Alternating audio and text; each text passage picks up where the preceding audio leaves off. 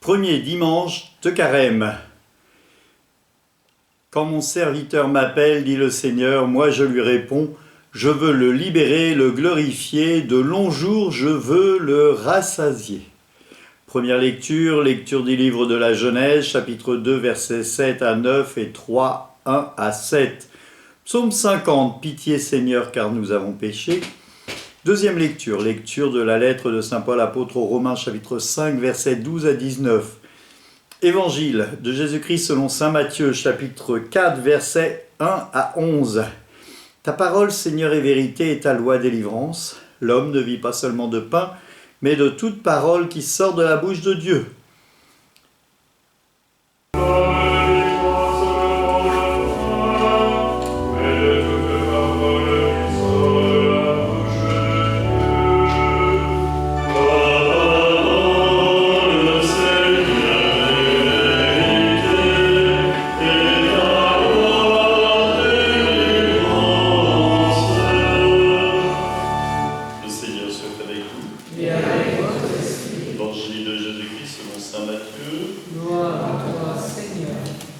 Ce temps-là, Jésus fut conduit au désert par l'Esprit pour être tenté par le diable.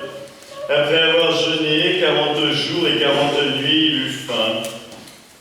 Le tentateur s'approcha et lui dit, « Si tu es le Fils de Dieu, ordonne à ces pierres qu'ils deviennent des pains. » Mais Jésus répondit, « Il est écrit, l'homme ne vit pas seulement de pain, mais de toute parole qui sort de la bouche de Dieu. » Alors le diable l'emmène à la ville sainte, le place en haut du sommet et lui dit, « Si tu es le Fils de Dieu, jette-toi en bas, car il est écrit, il ordonnera pour toi des ordres à ses anges, et ils te porteront sur leurs mains, de peur que ton pied ne heurte une pierre. » Jésus lui déclara, « Il est écrit, tu ne mettras pas à l'épreuve le Seigneur ton Dieu. » Le diable l'emmène encore sur une très haute montagne, il lui montre tous ces royaumes du monde et leur gloire. Et lui dit, « Tout cela je te le donnerai, si tombant à mes pieds tu te prosternes devant moi. » Alors Jésus lui dit, « Arrière, Satan, car il est écrit, c'est le Seigneur ton Dieu que tu adoreras. À lui seul tu rendras un culte. » Alors le diable le quitte, et voici que des anges s'approchent et le servaient. Acclamons la parole de Dieu. Louange à toi, Seigneur Jésus.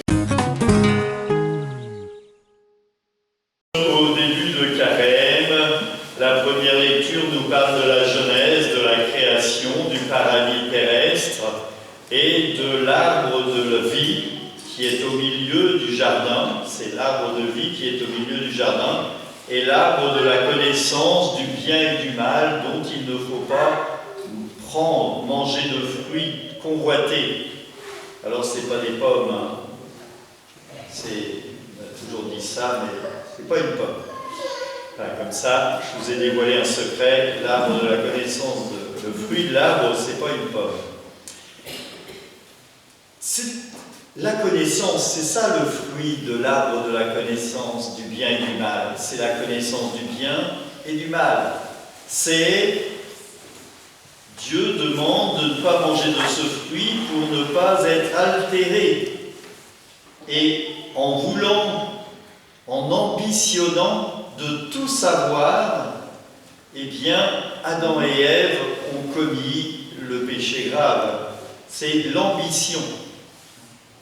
Et le serpent, lui, il est malin et il veut la perte de l'homme. C'est le diviseur, le diabolos. Le diable, c'est le diviseur. Et il veut nous diviser, intérieurement tout seul, mais aussi, j'ai fait une rencontre pour préparer les fiancés, il divise les couples en les faisant monter l'un contre l'autre, en les faisant suspecter ce qui n'existe pas, afin de pouvoir, eh bien, faire diviser ce que Dieu a uni. Et c'est bien ces textes qui sont souvent pris pour les mariages, dans le livre de la Genèse, l'homme quittera son père et sa mère. Eh bien, c'est en lien avec ce passage de « vous ne mangerez pas ». Et la femme, eh bien, va trouver cela savoureux d'avoir la connaissance, l'intelligence. Et le mari va céder à la tentation.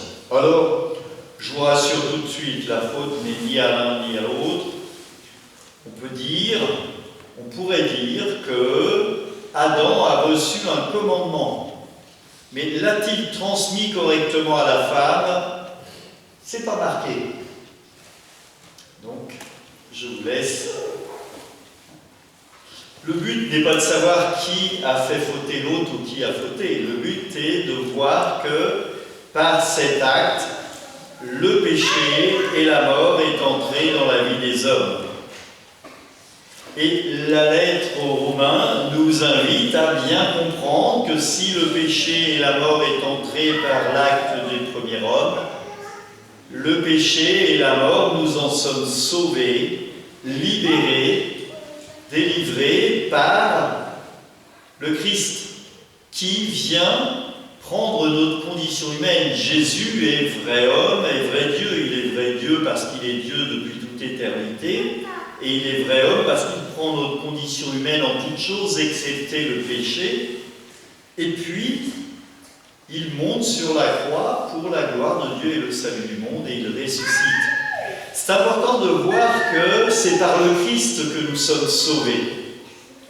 Alors parfois, on veut être sauvé par nos efforts personnels.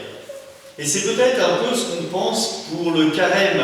Je vais réussir mon carême à la force de mes petits bras. Je vais bien jeûner, je vais bien prier, je vais bien faire l'aumône. Tout ça, c'est bien. Mais si on jeûne, si on prie et si on fait l'aumône, c'est pas pour nous. C'est pour Dieu. Et du coup, il faut mettre Dieu dans le jeu. Il faut s'engager avec Dieu pour que cela marche, pour que cela marche, pour que cela avance. Et donc, est-ce que je mets réellement Dieu avec moi dans cette épreuve? Est-ce que je lui demande à lui, qui est le chemin, la vérité et la vie, d'être avec moi? Lui qui a subi bien, les tentations, il n'y a pas succombé, mais il les a subies. Et là, on se rend compte que bien, la présence de Dieu est importante. La présence du Christ dans notre vie est importante. Après avoir jeûné et après avoir été guidé dans le désert par l'Esprit Saint, le tentateur, le diabolos, voilà, si tu es le Fils de Dieu, par 2 fois, il va lui rappeler ça. Il lui rappelle bien, il le connaît. Le diable a bien compris que Jésus est le Fils de Dieu, qu'il est Dieu. Eh bien, il lui promet ce que le diable ne peut pas faire. Et il lui promet de lui donner ce qui appartient déjà à Dieu. Tout ce que l'on voit autour, il lui dit « je te le donnerai ». Mais tout cela, c'est déjà la création de Dieu. Je serai avec toi et ces pains se transformeront. Mais le Christ sait qu'il peut transformer le pain. On l'a bien vu à la multiplication des pains. Le Christ a multiplié des pains. Et comment est-ce que j'associe tous ces épreuves? Nous sommes au début de carême et parfois certains disent « Moi qui avais pris de bonnes résolutions, je viens de tout rater, j'ai raté mon carême. » Parce que vendredi, ils ont oublié que c'était vendredi et ils ont mangé de la viande. Alors certains vont dire « Oh sacrilège !» Oh erreur, fatale erreur, mais c'est pas un sacrilège. Et on n'a surtout pas raté le carême. Donc dites-vous bien que si vous pensez avoir raté votre carême, eh bien vous êtes dans l'erreur. Non, vous n'avez pas raté votre carême. Il n'est jamais trop tard pour rectifier, corriger et reprendre à frais nouveau des décisions. Peut-être que les décisions que vous aviez prises étaient trop hautes. Et il nous faut prendre des décisions à la mesure de notre capacité. Et pas seulement de notre capacité, mais de notre capacité à user du Christ pour nous aider à les résoudre. Si vous êtes attaqué par le démon, eh bien je vous invite à faire comme le Christ. Il se sert de la parole de Dieu pour se défendre.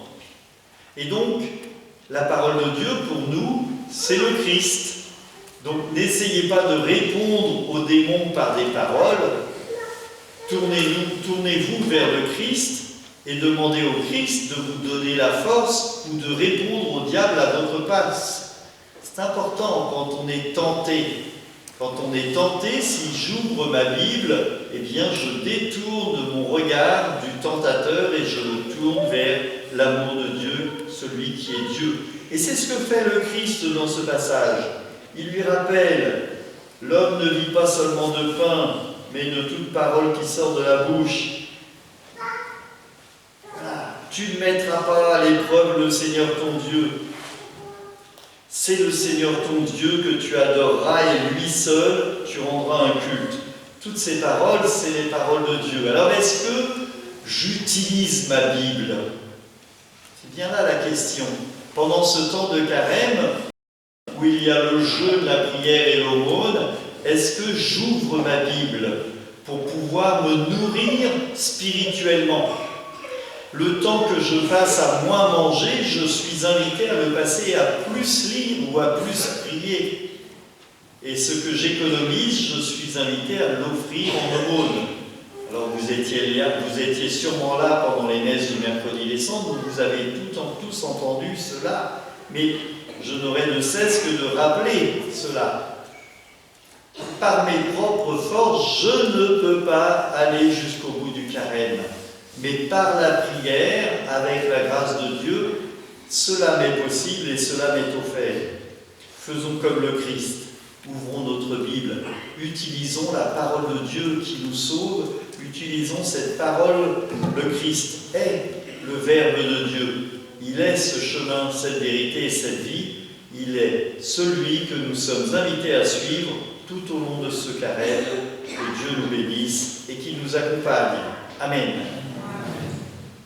Restauré par ce pain du ciel qui nourrit ta foi, qui nourrit la foi, stimule l'espérance et fortifie la charité, nous t'en prions, Seigneur. Apprends-nous à toujours avoir faim de celui qui est le pain vivant et vrai, et à vivre de toute parole qui sort de ta bouche, par le Christ notre Seigneur. Amen. Que Dieu Tout-Puissant vous bénisse tous, le Père, le Fils et le Saint-Esprit. Amen. Allez, dans la paix du Christ, nous rendons grâce à Dieu. Bon carême à tous.